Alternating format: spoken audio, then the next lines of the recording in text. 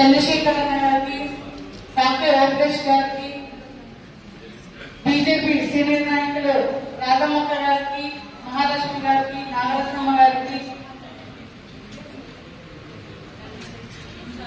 ముంతాజ్ అక్క గారికి, అలాగే ఇక్కడ చేస్తున్నటువంటి సోదరులందరికీ కూడా, సోదరులకి సోదరులందరికీ నా హృదయపూర్వక నమస్కారాలను తెలియజేస్తూ అందరికీ అంతర్జాతీయ మహిళా దినోత్సవ శుభాకాంక్షల్ని తెలియజేస్తున్నాము.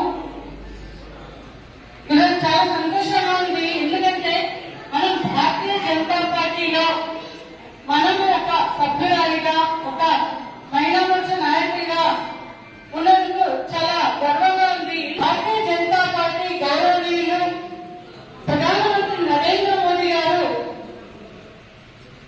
మహిళా సాధికారత ని ముందుకు తీసుకుని వస్తూ మహిళలకి అనేకమైనటువంటి సంక్షేమ పథకాలని తీసుకొస్తున్నారు.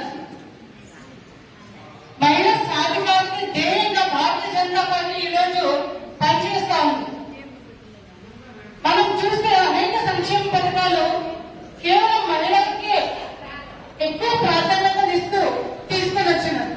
అందులో భాగంగా మనం చూస్తే ప్రధానమంత్రి ఆవాస్ యోజన, అవి